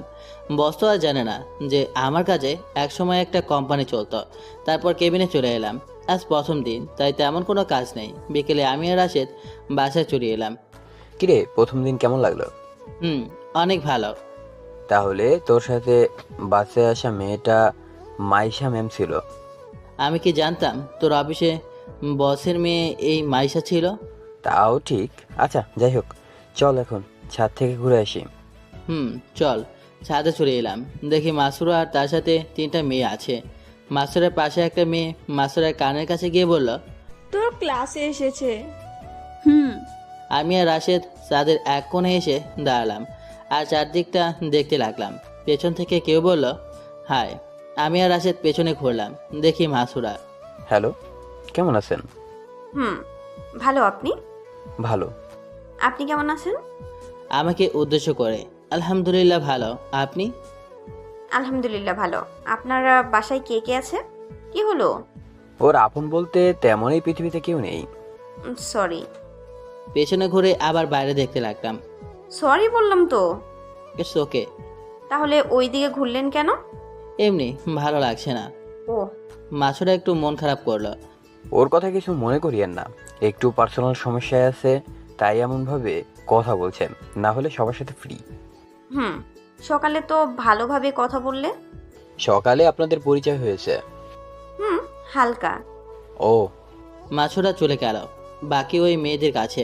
তখন একটা মেয়ে বলল, কি রে, তোর ক্রাশ তো তোর সাথে কথাই বললো না। ক্রাশের কোনো কারণে মুড অফ? ও। আর কিছুক্ষণ থেকে নিচে এসে নামাজ পড়তে গেলাম। নামাজ পড়া শেষ করে, কি রে এখন কি করবে? চল কিছুক্ষণ ঘুরে বেড়াই। ওকে চল। ঘোরাঘুরি একেবারে এসা নামাজ পড়ে বাসায় আসলাম। তুই রুমে যা, আমি রান্না করি। চল আমিও যাই।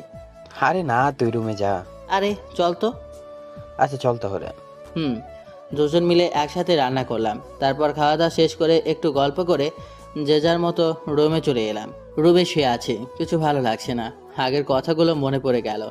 নিজের অজান্তে কখন যে চোখের নোনা পানিগুলো বের হয়ে গেল বুঝতেই পারলাম না। ওইদিকে ফারিয়া বারবার সোফার দিকে তাকাচ্ছে আর চোখের পানি ঝরাচ্ছে আর এক গভীর চিন্তায় ডুবে আছে। হঠাৎ ফারিয়ার ফোনটা বেজে উঠল, কিন্তু ফারিয়ার সেই দিকে কোনো ভ্রুক্ষেপই নেই। বেজে যাচ্ছে তো বেজেই যাচ্ছে। কিছুক্ষণ পর বুঝতে পারলো যে তার ফোন বাজছে, তাই রিসিভ করলো। ওপাশ থেকে মিনহাজ বলল, এতক্ষণ লাগে ফোন ধরতে? কি বলবা বলো? কি ব্যাপার, তুমি এভাবে কথা বলছো কেন? তো কিভাবে বলবো? বুঝতে পারছি, তুমি এখনো রাকিবের সাথে। কি বলতে যাচ্ছ? তুমি ভালো করে বুঝতে পারছো আমি কি বলতে চাচ্ছি। কি আজে বাজে কথা বলছো? আমি ঠিকই বলছি। তোমার তো মনে হয় বাসর হয়ে গেছে। ছি, তুমি এমনটা ভাবতে পারলে? সব মেয়েরাই ভুলে যায় স্বামী পেয়ে। মিনহাজ! চিৎকার দিয়ে লাভ নেই। বাই। মিনহাজ ফোনটা কেটে দিল। Hello hello. ফারিয়া আবার ফোন দিল, কিন্তু মিনহাজ রিসিভ করলো না। কয়েকবার দিল, কিন্তু রিসিভ করলো না। আমার সাথে এমন কেন হচ্ছে? আর সে মুখ গুজে কান্না করতে করতে ঘুমিয়ে পড়ল। আমি এপাশ ওপাশ করছি, যেন আজ ঘুম আসতেই চাইছে না। প্রায় ঘন্টাখানেক পর ঘুম আসলো। পরের দিন সকালে যাই, মিনহাজের অফিস থেকে ওর সাথে রাগ ভাঙিয়ে আসি। ফারিয়া হালকা কিছুকে গাড়ি নিয়ে বের হলো মিনহাজের অফিসের উদ্দেশ্যে। কিছুক্ষণ পর মিনহাজের অফিসের কাছে চলে গেল। ফারিয়া যখন মিনহাজের কেবিনে ঢুকতে যাবে, তখন দারোয়ান বাধা দিল। কোথায় যাবেন? মিনহাজের ক্যাবিনে। স্যার এখন একটা মিটিংয়ে ব্যস্ত আছেন। কিন্তু ফারিয়া বারণ শুনল না। মিনহাজের কেবিনে ঢুকে গেল। ভিতরে গিয়ে তো ফারিয়ার মাথায় বাজ পড়ল।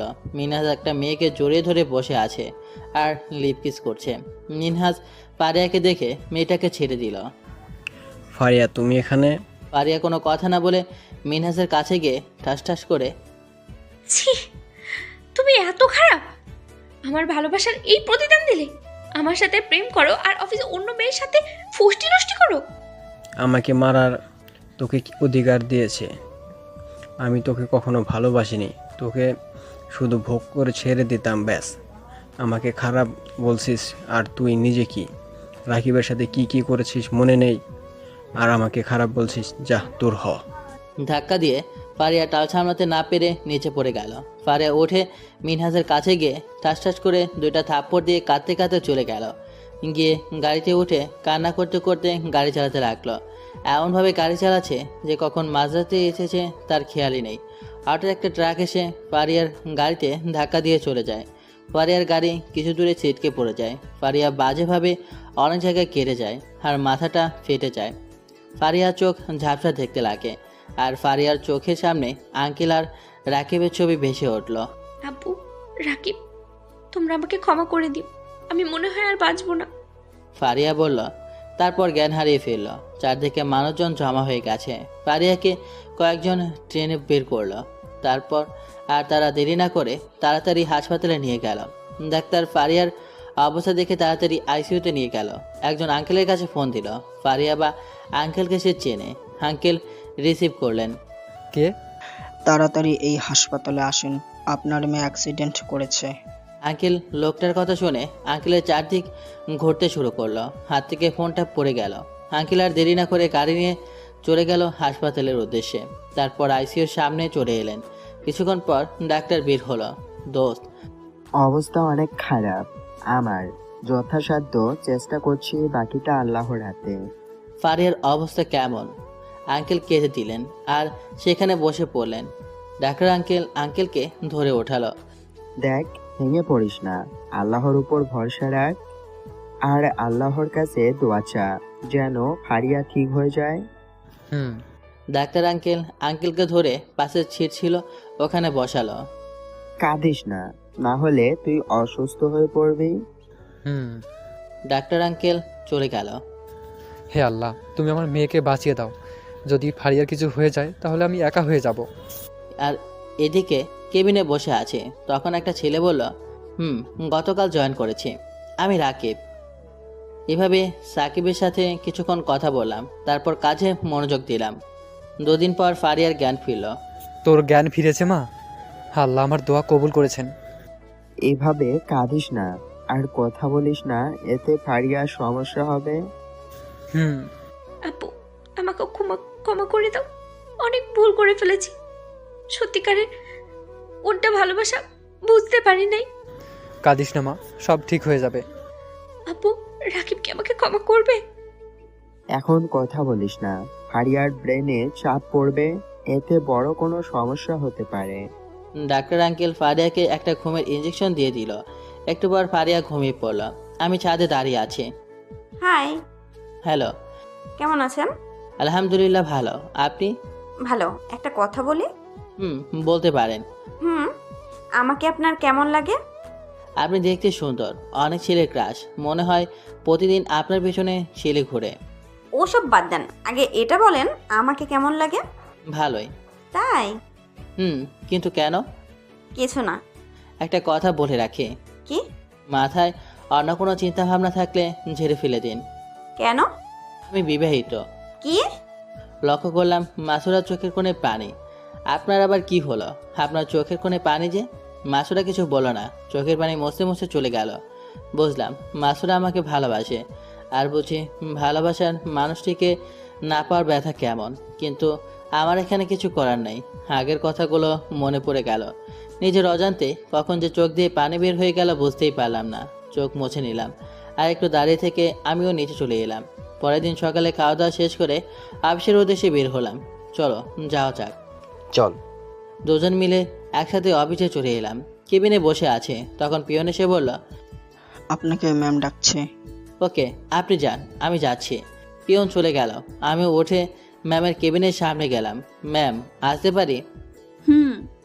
ভেতরে গেলাম। আসসালামু আলাইকুম। ওয়ালাইকুম আসসালাম। কি জন্য ডাকছেন? তোমাকে দেখার জন্য। মানে ঠিক বুঝলাম না। কিছু না। কেমন আছো? আলহামদুলিল্লাহ ভালো। আপনি? আলহামদুলিল্লাহ ভালো। বসো। দাঁড়িয়ে কেন? না ম্যাম, কাজ আছে। কি বলবেন বলেন। বসতে বললাম না? জি, একটু ভয় পেলাম। এই নাও, এই ফাইলটা দেখো। জি। কোথায় যাচ্ছ? জি ম্যাম, কেবিনে। কেবিনে না, এখানে বসে বসে দেখো। এখানে? এখানে। কেন, এখানে দেখলে সমস্যা কোথায়? সমস্যা নেই। তাহলে দেখো। জি, ফাইলটা দেখতে লাগলাম। কিছুক্ষণ পর লক্ষ্য করলাম ম্যাম আমার দিকে একদৃষ্টিতে তাকিয়ে আছে। ম্যাম। কি? কি? কোথায় হারিয়ে গেলেন? কোথাও না। ফাইল দেখা কি শেষ? না। তাহলে? কিছু না, আবার ফাইলটা দেখতে লাগলাম। ফাইল দেখা শেষ। ম্যামের দিকে তাকিয়ে দেখি একদৃষ্টিতে তাকিয়ে আছে। ম্যাম। ম্যাম। কোনো রেসপন্স নেই, তাই এবার জোরেই বললাম, ম্যাম। কে? কে? আপনার আবার কি হলো? কিছু না। ফাইল দেখা কি শেষ? জি। ও, তুমি কি বিকেলে ফ্রি আছো? কেন? এমনি বলো। জি, ফ্রি আছি। ওকে, তোমাকে শপিং করতে নিয়ে যাব। আমি কেন? এত কথা বলো কেন? আমার সাথে যাবে মানে যাবে। ম্যাম, এভাবে ধমক দেন কেন? কি ম্যাম বলছো? তো কি বলবো? নাম ধরে ডাকবে। পারবো না। কেন, সমস্যা কোথায়? জানি না, তবে বলতে পারবো না। আর কোনো কাজ থাকলে বলেন, না হলে গেলাম। রাগ করো কেন? কোথায় রাগ করলাম? আমি যাই, আমার কাজ আছে। ওকে, আর বিকেলে রেডি হয়ে থাকবে। আর কিছু বললাম না, কেবিন থেকে বের হয়ে এলাম। বাইরে এসে লক্ষ্য করলাম সবাই আমার দিকে কেমন করে তাকিয়ে আছে। সেই দিকে না তাকিয়ে আমি আমার ডেস্কে চলে এলাম। কি ভাই, ম্যামের কেবিনে এতক্ষণ কি? কিছু না। তো এতক্ষণ কি করছিলেন? আর বলিয়েন না, ম্যাম আমাকে ওখানে একটা ফাইল দেখতে বসিয়ে দিয়েছিলেন, তাই দেরি। ও, আমি তো ভাবলাম আপনি আবার ম্যামকে প্রেমে। কি যে বলেন, ম্যাম কোথায় আর আমি কোথায়? ম্যামের সাথে আমার কখনো যায় না। তা যাই হোক, এখন কাজে মন দিন। কাজ করতে লাগলাম। লাঞ্চের সময় ম্যামের ডাক পড়লো। মনে মনে বললাম, এখন আবার কেন ডাকলেন কি জানি। ম্যাম, আসতে পারি? জি, বলেন কি জন্য ডাকলেন? লাঞ্চ করছো? না, করব। তো ভালো, চলো দুজনে একসাথে লাঞ্চ করি। না ম্যাম, আপনি লাঞ্চ করেন, আমি ক্যান্টিনে করে নেব। আরে আসো তো। না ম্যাম, সবাই অন্য কিছু ভাববে। কোনো কিছু ভাবছে না। না ম্যাম, থাক। আমি তখন আপনার কেবিন থেকে বের হলাম, তখন সবাই কেমন করে তাকিয়েছিল আর নিজেদের মধ্যে কি যেন বলাবলি করছিল। কোনো কাজ থাকলে বলেন, না হলে গেলাম। না। ওকে, গেলাম। ওকে। ম্যামের কেবিন থেকে বের হয়ে রাশেদের কাছে এসে বললাম, চল ক্যান্টিনে। কিন্তু ম্যাম তোকে কেন ডাকলো? জানি না, কিন্তু ম্যামের ব্যবহার কেমন কেমন যেন লাগছে। কেমন? এগুলো বাদ দে, চল, অনেক খিদে পেয়েছে। চল। ক্যান্টিনে চলে এলাম। খাওয়া দাওয়া শেষ করে ডেস্কে চলে এলাম। ওইদিকে হারিয়া শুয়েছে, চোখের পানি জড়াচ্ছে। কি রে, কাঁদিস কেন? আব্বু, রাকিব আমাকে ক্ষমা করবে তো? ওকে কোথায় পাবো? জানি না রে মা, তবে চারিদিকে লোক লাগিয়ে খুঁজবো। আঙ্কেল ফারিয়ার সামনে হাতে খাবার নিয়ে বলল, নে এখন খেয়ে নে। খেতে ইচ্ছে করছে না। না খেলে সুস্থ হবি কেমন করে? আর রাকিবকে কেমন করে খুঁজবি? পারে আর কিছু বলো না, চুপ করে খেয়ে নিল। অফিস প্রায় শেষ, তখনই ম্যামের আগমন। চলে যাওয়া যাক। জি, কোথায়? ম্যামকে দেখলাম অবাক হয়ে আমার দিকে তাকালো। এভাবে অবাক হলেন কেন? তুমি তো আজব মানুষ, সকালে বলতে বলতে এখনই ভুলে গেলে। ও কিরে, চল যাওয়া যাক। আর ম্যাম আপনি এখানে? কেন আসতে পারি না? পারেন, আপনার অফিস, আপনারা যেখানে খুশি সেখানে আসতে পারেন। রাশি সাহেব, আপনি চলে যান, রাকি পরে যাবে। কেন, কোথাও যাবে? তোমারও তো জানা লাগবে না, তুমি যাও। ওকে, থাক তাহলে, আমি গেলাম। রাশেদ চলে গেল। চলো যাও যাক। জি, ম্যামের সাথে নিচে এলাম। নিচে এসে ম্যাম ড্রাইভার সিটে বসলো। দাঁড়িয়ে কেন, ভেতরে এসে এখানে বসো। জি, সামনে এসে বসলাম। ম্যাম গাড়ি চালাতে লাগলো। আমি চুপ করে বসে আছি। আমাকে চুপ থাকতে দেখে ম্যাম বলল, চুপ কেন? তো কথা বলো। কি বলবো বুঝতে পারছি না। ও, তুমি এমনভাবে চুপ করে থাকো কেন? এমনি ভালো লাগে না। ও, এভাবে টুকটাক কথা বলতে বলতে শপিং মলে চলে এলাম। গাড়ি থেকে নেমে ভেতরে যাব, তখন একটা মেয়ে বলল, কি রে মার্শা, এটা কে, তোর বয়ফ্রেন্ড নাকি? আমি মেয়েটার দিকে তাকালাম। আরে না। তো কে এটা? আমার অফিসের একজন কর্মচারী। ও, কিন্তু এরে আনার কি দরকার আছে? না তলে তলে। এই যে মিস, তেমন কিছু না, আমাকে ম্যাম নিয়ে আসার জন্য জোর করলেন, তাই আসলাম। ও, কেমন আছিস? ভালো, তুই? ভালো। কি করতে আসা হয়েছিল? শপিং। তুই কি করতে আসলি? আমিও শপিং করতে আসলাম। আচ্ছা যাই রে, পরে কথা হবে। হুম। মেয়েটা চলে গেল আর ম্যামও শপিং করতে লাগলেন। শপিং শেষ করতে করতে রাত। চলো ডিনার শেষ করিনি। চলেন, একটা রেস্টুরেন্টে এলাম। কি খাবে? আপনার যা ইচ্ছা তাই অর্ডার দেন। ওকে। ম্যাম চিকেন বিরিয়ানি অর্ডার দিলেন। তোমার গার্লফ্রেন্ড আছে? কি হলো চুপ যে? না। তাও ভালো, রাস্তা ক্লিয়ার। বুঝলাম না। বোঝা লাগবে না, খাবার চলে এলো। খাওয়া শুরু করো। জি, খেতে লাগলাম। মাথা ওপরে তুলে দেখলাম ম্যাম আমার দিকে তাকিয়ে আছে। চোখ পড়তেই চোখ মাথা নিচু করে নিল। কিছু বুঝলাম না, খাবার খেতে শুরু করলাম। খাওয়া দাওয়া শেষ করে ম্যামকে বললাম, ম্যাম একটা কথা বলা ছিল। কি? যদি আমাকে নিয়ে কিছু ভাবেন তাহলে এগুলো বাদ দেন। কেন? পরে বলবো, তবে এইটুকু জেনে রাখেন আমাকে নিয়ে কিছু ভেবে থাকলে ভুলে যান। ম্যামের দিকে তাকিয়ে দেখে চোখের কোণে পানি। হয়তো এভাবে বলাতে কষ্ট পেয়েছে, কিন্তু আমি কি করব? কিন্তু কেন? আমি বিবাহিত। কি? অনেকক্ষণ আমার দিকে তাকালো। ম্যাম আস্তে, কি করছেন? ম্যাম কেঁদে দিয়েছেন। ম্যাম প্লিজ কাঁদবেন না, সবাই কেমন করে দেখছে। তুমি তো সেই দিন বলতেও পারতে। ম্যাম প্লিজ কাঁদবেন না, সবাই কেমন করে দেখছে। তুমি সেদিন বললে না কেন?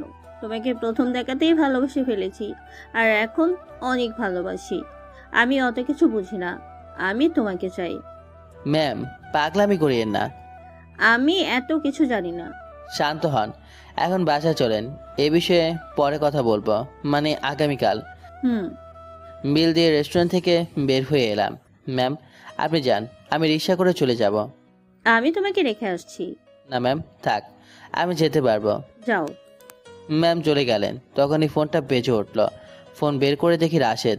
রিসিভ করে, বল। কোথায় তুই? এই তো এখন গাড়িতে উঠব। ওকে, তাড়াতাড়ি আয়। আসতেছি।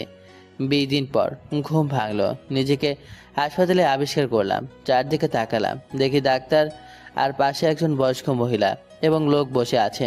মাথা প্রচণ্ড ব্যথা করছে। আমি এখানে কেন, আর আমি কে? ডাক্তার লোকটার কানের কাছে গিয়ে বলল, এর স্মৃতিশক্তি হারিয়ে ফেলেছে, এখন আগের কোনো কিছুই মনে নেই। আপনারা একে কি পরিচয় দেবেন আপনারা জানেন? লোকটি তখন মহিলাটার কানের কাছে গিয়ে কি যেন বলল, তারপর বলল, তুমি আমাদের সন্তান। ও, আমার নাম কি? আমার কি হয়েছে? তোমার অ্যাক্সিডেন্ট হয়েছিল, আর তোমার নাম রাজ। তুমি তাহলে আমার আব্বু? বাবা, এটা তোমার আম্মু, আর এটা তোমার ছোট বোন সিমি। ও। ডাক্তার আমার ছেলেকে কখনোই নিয়ে যেতে পারবে না, বিকেলে রিলিজ করে দেব। ওকে ডাক্তার। ডাক্তার চলে গেল। আমিও সবার সাথে টুকটাক কথা বলে বিকেলে চলে আসলাম। 2 দিন পর। গুড মর্নিং ভাইয়া। গুড মর্নিং পিচ্ছি। আমি কিন্তু পিচ্ছি না, তোমাকে বলি নাই পিচ্ছি বলবা না। যাও, তোমার সাথে কথা নাই। ও মা, এই পিচ্ছি তো দেখি রাগও করে। বল কি জন্য এসেছিস? আচ্ছা বাবা সরি, আর পিচ্ছি বলবো না। এই দিকে তাকা। সত্যি তো? এই তো কান ধরলাম। তুমি আমার কান ধরছো কেন? সরি, আমি ভাবলাম এইটা আমার গান। আম্মু খেতে ডাকলো। ও। তাড়াতাড়ি এসো। যা, আমি আসছি। সিমি আমার রুম থেকে চলে গেল। আমিও নিচে এলাম। আম্মু খেতে দাও। বস। আব্বু কোথায়? অফিসের কি কাজ আছে তাই চলে গেছে। ও, খাওয়া দাওয়া শেষ করলাম। খাওয়া দাওয়া শেষ করে রুমে এলাম, বসে আসি। সিমি আসলো। ভাইয়া তুমি তো অনেক দিন বাসা থেকে বের হওনি, তাই চলো বাহির থেকে ঘুরে আসি। চলো। আমিও রাজি হয়ে গেলাম। বাসায় থাকতে থাকতে বোরিং হয়ে গেছি, তাই। তুমি রেডি হয়ে নিচে এসো, আমিও গিয়ে রেডি হই। সিমি নিচে গেল, আমি রেডি হয়ে নিচে আসলাম। কোথায় যাবি? একটু বাইরে ঘুরতে। ও দাঁড়া, আমি আসছি। আম্মু রুমে গেল, তারপর আবার ফিরে এসে বলল, এই নে টাকাগুলো, তোর প্রয়োজনীয় কি কি লাগবে কিনে নিবি। ভাইয়া চলো যাওয়া যাক। চল। বাইরে চলে এলাম। আব্বুর বাইক নিয়ে চলো। না থাক, রিক্সা নিয়ে চল। ওকে, তোমার যা ইচ্ছা। একটা রিক্সা রাখলাম। রিক্সায় উঠে বাজারে আসলাম। দোকানদার টাঙানো ব্যানারগুলোর দিকে তাকিয়ে দেখি রাজশাহী, ঢাকা লেখা আছে। তাহলে আমি রাজশাহীতে আছি। মাথাটা ব্যথা হতে লাগলো, হাতে মাথাটা ধরে আহ কি হলো ভাইয়া? মাথা ব্যথা করছে। তাহলে বাসায় চলো, মামা রিক্সা ঘোরান। না থাক, তোমার তো মাথা ব্যথা করছে। ঠিক হয়ে যাবে। বাসায় চলো তো। আচ্ছা চলো তাহলে। বাসা চলে এলাম। আমাদের দেখে আম্মু বলল, কিরে এইমাত্র গেলি আর চলে আসলি যে? ভাইয়ার মাথা ব্যথা করছে, তাই চলে আসলাম। তাড়াতাড়ি রুমে নিয়ে যা। হুম। রুমে চলে এলাম, এসে শুয়ে পড়লাম। এভাবে আরও 10 দিন পার হয়ে গেল। মাঝে মধ্যে মাথা ব্যথা করে, কিছু একটা মনে আসে কিন্তু বুঝতে পারছি না সেটা কি। তখনই বেশি মাথা ব্যথা শুরু হয়। একদিন রাতে ডিনারের সময়। রাজ, আব্বু বলল, আমাকে একটু দেশের বাইরে যেতে হবে, তাই বলছিলাম যদি কয়েকটা দিন অফিসে যাও। এভাবে বলো কেন? আমি যাব, কিন্তু আমি তো এগুলো কিছু বুঝি না।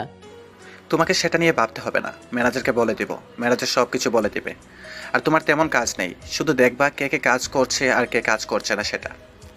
আর কোনো সাইন লাগলে দেখে শুনে সাইন দিবা। তাহলে সমস্যা নেই, কিন্তু কখন যাবা? আগামীকাল বিকেলে। ও, খাওয়া দাওয়া শেষ করে রুমে এসে শুয়ে পড়লাম। একটু পরে ঘুমিয়ে পড়লাম। 2 দিন পর আজ আমার প্রথম অফিস। আব্বু গতকাল বিকেলে অফিসের কাজে দেশের বাইরে চলে গেছে। রেডি হয়ে নিচে এলাম। আম্মু গেলাম। যা। আম্মুর কাছে বিদায় নিয়ে বাইরে আসলাম। এসে গাড়িতে বসে ড্রাইভিং করে গাড়ি চালাতে লাগলাম। কিছুক্ষণ পর একটা 3তলা বিল্ডিংয়ের সামনে ড্রাইভার গাড়ি থামালো। বুঝলাম এটাই অফিস। স্যার চলে এসেছি। আর স্যার বলার দরকার নেই, যেহেতু আমি আপনার ছোট, মানে আপনার ছেলের বয়সী, তাই নাম ধরেই ডাকবেন। আমার কথা শুনে ড্রাইভার ভ্রু কুঁচকে তাকালো। এভাবে কি দেখেন? কিছু না, কিন্তু আপনার নাম ধরে ডাকবো কিভাবে? আবার আপনি? বললাম তো আমি আপনার ছেলের বয়সী, যা ইচ্ছা বলে ডাকবেন, কিন্তু স্যার বা আপনি বলবেন না। আচ্ছা বাবা। এটা ঠিক আছে, কিন্তু আপনার চোখে পানি কেন? তোমার কথা শুনে বাবা, এত বড় লোক হয়েও তোমার মধ্যে কোনো অহংকার নেই। তুমি কত ভালো। আঙ্কেল কাঁদবেন না, কারো চোখের পানি আমি সহ্য করতে পারি না। বাবা। আঙ্কেল চোখ মুছে নিলেন। আমি গাড়ি থেকে নামলাম। নেমে দেখি একজন বয়স্ক লোক দাঁড়িয়ে আছে। লোকটি কাছে এসে বলল, আসসালামু আলাইকুম স্যার, আমি আপনাদের অফিসের ম্যানেজার। ও ওকে, চলেন যাও যাক। আঙ্কেল আপনি কি করেন? আশেপাশে থাকেন না, অফিসের ভিতরে যান। ঠিক নেই বাবা, মাঝে মাঝে অফিসে ভেতরে যাই আর মাঝে মধ্যে বাইরে আসি। ও ম্যানেজার সাহেব, চলেন যাও যাক। অফিসে চলে এলাম। অফিস শেষে বিকেলে বাসায় আসলাম। বাসার ভিতরে আসতে আম্মু বলল, প্রথম দিন কেমন কাটলো? অনেক ভালো আম্মু। সিমি কিন্তু তোর উপর রাগ করেছে, গিয়ে রাগ ভাঙা। কেন, ওর আবার কি হয়েছে? ওরে না বলে চলে গেছিস তাই। ও তাই, ঠিক আছে, আমি গিয়ে আবার পিচি বোনের রাগ ভাঙাচ্ছি। তুই ভালো জিনিস। ওখান থেকে রুমে চলে এলাম। এসে পোশাক চেঞ্জ করে সিমির রুমে এলাম। আমার বোনটা কি আমার উপর রাগ করেছে? আর না বলে যাব না কোথাও, প্রমিস। আমি কারো বোন না, আর আমি কারো উপর রাগও করিনি। সত্যি? চকলেটগুলো নিয়ে এসেছিলাম আমার বোনকে দেওয়ার জন্য, কিন্তু আর দেওয়া হলো না, কারণ আমার তো বোনই নেই, বরং আমি খাই। কে বলেছে নাই? কোথায়? দাও দাও। তোকে কেন দেব? তুই আমার কে? আমি তোমার বোন। তুই তো বললি তুই আমার কেউ না। যাও, দেওয়া লাগবে না। ওকে ওকে, দিচ্ছি। আমার বোনকে দেব না তো আর কাকে দেব? এ নে। আমার শোনো না ভাইয়া। ভাইয়া একটা কথা বলি। বলার জন্য কি তোরে পারমিশন নেওয়া লাগবে নাকি? বলে ফেল। না আসলে। বলে ফেল। আগামীকাল আমাদের স্কুলে একটা অনুষ্ঠান আছে, যদি যেতা। অফিস আছে আর আব্বু তো নেই জানিস, তাই যেতে পারবো না। আচ্ছা। মন খারাপ করিস না, অফিস না থাকলে যেতাম। এভাবে আরো 5টা দিন চলে গেল। অফিসের কাজ এখন অনেকটা শিখে গেছি। আব্বু এখনো বিদেশ থেকে আসে নাই, তবে 2 দিন পর আসবে বলেছে। আমি আমার কেবিনে বসে আছি, তখন ম্যানেজার এসে বলল, আসতে পারি স্যার? Yes coming. স্যার আগামীকাল একটা মিটিং আছে, বড় স্যার বলেছে এই মিটিংটা আপনাকে করতে হবে। কিন্তু আমি কি করব? এর আগে তো কখনো করি নাই। স্যার আমি তো আছি, আমি সাহায্য করব। ওকে, কয়টার সময় মিটিং আছে? 11টার সময়। ওকে। ম্যানেজার চলে গেল। রাতে খাওয়া দাওয়া শেষ করে রুমে এসে আব্বুর সাথে ফোনে কথা বললাম, তারপর ঘুমিয়ে পড়লাম। পরের দিন সকালে নিজের মধ্যে কেমন একটা অস্থিরতা কাজ করছে, পারবো কি পারবো না এটা ভেবে। এগুলো ভাবতে ভাবতে অফিসে চলে আসলাম, বসে আছি আর ফাইলগুলো দেখছি। এভাবে দেখতে দেখতে মিটিংয়ের সময় হয়ে গেল। আসতে পারি? হুম। সময় হয়ে গেছে, আপনার জন্য সবাই অপেক্ষা করছে। চলেন যাও যাক। হুম। ম্যানেজারের সাথে মিটিং রুমে আসলাম। আসসালামু আলাইকুম। সকলে সালামের উত্তর দিল। সবার থেকে এক নজর তাকিয়ে নিলাম। 5 জন ছেলে আমার থেকে বড় হবে আর 3 জন বয়স্ক লোক, আর তাদের সাথে 3টা মেয়ে আছে। লক্ষ্য করলাম একজন বয়স্ক লোক আর একটা মেয়ে, তাদের চোখের কোণে পানি, আর কেমন করে আমার দিকে তাকিয়ে আছে। মেয়েটা কেমন শুকিয়ে আছে আর মনে হয় নিজের শরীরের যত্ন নেয় না। তা যাই হোক, আমি আমার কাজ করি। আপনাদের সাথে এনার পরিচয় করিয়ে দিই। উনি হলেন আমাদের কোম্পানির ভবিষ্যতের এমডি, নাম রাজ চৌধুরী। তখন এক লোক বলল, একটা কথা বলি। জি বলেন। আমি তো জানি আজমল চৌধুরী কোনো ছেলে সন্তান নেই, একটা মেয়ে আছে। ম্যানেজার ওনাকে পুরো কথা শেষ করতে না দিয়ে বললেন, রাজ দেশের বাইরে থাকতো, তাই হয়তো চিনেন না। হতে পারে। সবার সাথে পরিচয় হয়ে মিটিং শুরু করলাম। আমি আসার পর থেকে লক্ষ্য করলাম ও লোক এবং মেয়েটা আমার দিকে তাকিয়ে আছে। মিটিং শেষ করে আমি আমার ডেস্কে চলে আসলাম। মিটিংয়ে ছিলাম তখন কেমন যে লাগছিল বলে বোঝাতে পারবো না। মনে হচ্ছিল মাথায় বোঝা ছিল, তা নামিয়ে এলাম। অনেক ক্লান্ত লাগছে, তাই ম্যানেজারকে বলে বাসা চলে এলাম। আজ এত তাড়াতাড়ি যে? অনেক ক্লান্ত লাগছে তাই চলে আসলাম। ভালো করেছিস, খেয়ে নে তারপর রুমে যা। খাওয়া দাওয়া শেষ করে রুমে এসে দিলাম এক ঘুমে বিকেল। ঘুম থেকে উঠবো, তখন উঠতে পারলাম না। মনে হচ্ছে কেউ শক্ত করে ধরে আছে। হয়তো আতারাম খাতা ছাড়া। আল্লাহ, মনে হয় বোধের হাতে পানটা গেল। ঢুকিলাম। আল্লাহ তুমি আমাকে বাঁচাও। ভয়ে ভয়ে পেছন থেকে ঘুরলাম, দেখে তাড়াতাড়ি বিছানা থেকে উঠে পড়লাম। আরে আপনি কে? আমার রুমে কী করছেন? আর আমার পাশে আমাকে জড়িয়ে ধরেছিলেন কেন? আমি তোমার বউ ফারিয়া। আমি বিয়ে করলাম কবে? আমি আপনাকে চিনি না, এর আগে দেখেছি বলে মনে হয় না। যান রুম থেকে বের হন। ফারিয়া কেঁদে দিল। আজব তো, কান্না করেন কেন? এমন করো কেন? প্লিজ ক্ষমা করে দাও, আমার ভুল হয়ে গেছে। আজব তো, কি বলছেন? আর কিসের ক্ষমা চাইছেন? কিছু বুঝতে পারছি না। প্লিজ ক্ষমা করে দাও, আমার অনেক বড় ভুল হয়ে গেছে। এভাবে কান্না করছেন কেন? আর আমি তো আপনাকে চিনি না। ফারিয়া এবার আমার হাত হলো।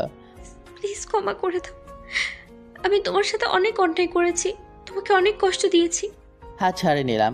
আরে এগুলো কি বলছেন? আম্মু, আম্মু। আম্মু আমার ডাক শুনে আমার রুমে এলো। কি হয়েছে? এই মেয়েটাকে আর আমার রুমে এলো কিভাবে? এটা তোর বউ। তুমিও না আম্মু? আমি বিয়ে করলাম কখন? আমি জানলাম না।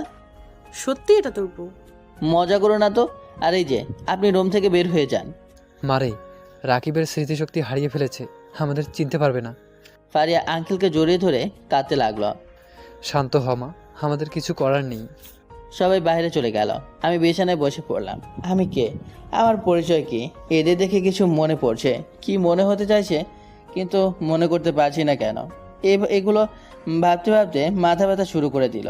আহা, চিৎকার দিয়ে মাথা ধরলাম। আমার চিৎকার শুনে সবাই দৌড়ে চলে এলো। কি হয়েছে বাবা, এভাবে চিৎকার দিলি কেন? মাথা ব্যথা করছে অনেক। ডাক্তার ফোন দিয়ে ডাকি? রাতে রুমে আসে, তখন আম্মু এলো। আম্মু কিছু বলবে? বলো। বল, আমার কথাটা রাখবি? কি এমন কথা? আরে বলো তো। বল রাখবি? আচ্ছা রাখবো, বলো। তুই ফারিয়াকে বিয়ে কর। ফারিয়া? এইটা আবার কে? যে মেয়েটা আমাদের বাসায় আছে। হ্যাঁ, ওরে বিয়ে করতে পারবো না। কি আবল তাবল বলছে। তুই কিন্তু আমাকে কথা দিয়েছিস। আচ্ছা করব। এই তো আমার লক্ষ্মী ছেলে, তোর বাবা আসুক তারপর হয়েছে। আম্মু চলে গেল। আমি চুপ করে বসে আছি। 3 দিন পর আজ বিয়েটা হয়ে গেল, ধুমধাম করে হলো। আমি বাসর ঘরের সামনে দাঁড়িয়ে আছি। ভাইয়া এখানে দাঁড়িয়ে কেন? ভিতরে যাও। বুকে ফু দিয়ে ভিতরে প্রবেশ করলাম। তারপর ঠাস। আপনারাও কি বলেন তো, সব সময় উল্টাপাল্টা কিছু ভাবেন। কেউ কাউকে মারে নাই। দরজা বন্ধ করলাম। ভেতরে যেতে মেয়েটা মানে ফারিয়া আমার পা ধরে সালাম করতে এলো। তখন ধরলাম। আরে আরে করছেন কি?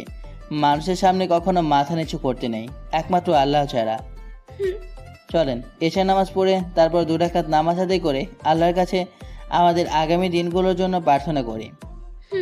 তারপর উজু করে এসে নামাজ পড়ে আল্লাহর কাছে প্রার্থনা করলাম। তারপর উঠে বিছানায় গিয়ে বসলাম। আপনাকে আমার পছন্দ হয়েছে, কিন্তু আপনি অমন করছিলেন কেন?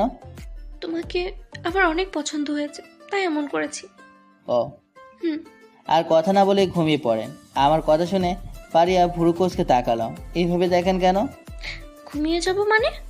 তো আর কি করব? জানো না কি করতে হয়? না। দাঁড়াও, আমি দেখাচ্ছি কি করতে হয়।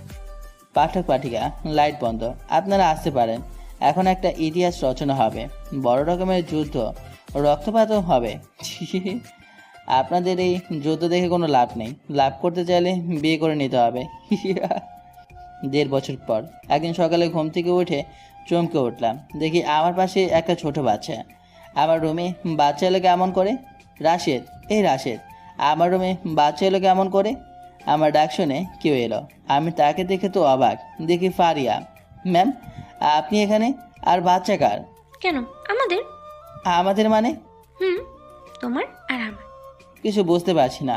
আর আপনি এখানে কেন? রাশেদ কোথায়? রাশেদের বাসায় আছে, আর আমার স্বামীর বাসায় আছে। কি আপনার স্বামী? মিনহাজের কি হয়েছে? কেন ওর সাথে যান।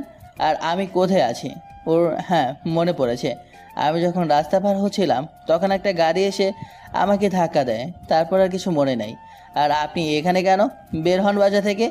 আর মিনহাজের বাচ্চাকে আমার বাচ্চা বলছেন? নষ্ট মেয়ে কোথাকার। সত্যি কি এটা আমাদের বাচ্চা? তুমি বিশ্বাস করো? বিশ্বাস? তাও আপনাকে? যে মেয়ে তার বয়ফ্রেন্ডের সামনে নিজের স্বামীকে থাপ্পড় মারতে পারে তাকে বিশ্বাস করব?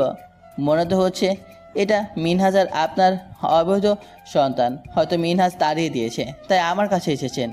ফারি এবার আমার পাথরে বলল, বিশ্বাস করো, এটা আমাদের সন্তান। এতিমের পা ধরছেন কেন? কেউ জেনে নিলে আপনার মান সম্মান কোথায় যাবে ভেবেছেন? ছাড়ুন। না, ছাড়বো না। পা ছাড়েন বলছি। না। উঠিয়ে দিলাম টাস টাস করে। এই শুনতে পাস না তোরে কি বলছি? যত ইচ্ছে মারো, কিন্তু আমাকে ছেড়ে যেও না। কেন? তোর মিনহাজে কি হয়েছে? ওর কাছে যা। আর তোকে তো 6 মাস পর ডিভোর্স দেওয়ার কথা। দেখি তো আজ কত মাস হয়েছে। মোবাইলটা হাতে নিলাম। মোবাইল হাতে নিয়ে তো অবাক। দেখি 2021 সাল। পাড়িয়া দিকে তাকালাম, ও কাছে। 2021 হলো কেমন করে? তাহলে আমি এতদিন কোথায় ছিলাম? আর আমার বা কি হয়েছিল? না, এ মনে হয় সাল চেঞ্জ করে দিয়েছে। ফোনের মেসেজগুলো দেখি তো, না, এটা তো 2021 চলছে। তাহলে আমার কি হয়েছিল? এর কাছ থেকে জেনে নিই। এই পল, আমার কি হয়েছিল? ফারিয়া অশ্রুভেজা চোখ নিয়ে আমার দিকে তাকালো। হেই, তোরে বলতে বলছি না? আমার এমন ধমক শুনে ফারিয়া চমকে উঠল। বলছি। ফারিয়া বলতে লাগলো, আমি শুনতে লাগলাম। বলা শেষ করে ফারিয়া কাঁদতে কাঁদতে বলল, আমাকে ডিভোর্স দিও না, অন্য কোনো শাস্তি দাও, আমি মাথা পেতে নেব। আমার চোখ দিয়ে পানি বের হয়ে গেল। ফারিয়াকে জড়িয়ে ধরলাম। না, ডিভোর্স দেব না। আমি তো তোমাকে অনেক ভালোবাসি। কপালে একটা চুমু দিলাম। এর মধ্যে আমাদের ছেলে উঠে কান্না শুরু করে দিয়েছে। ফারিয়াকে ছেড়ে দিয়ে আমার ছেলে তাহসানকে কোলে নিয়ে চুমু দিলাম।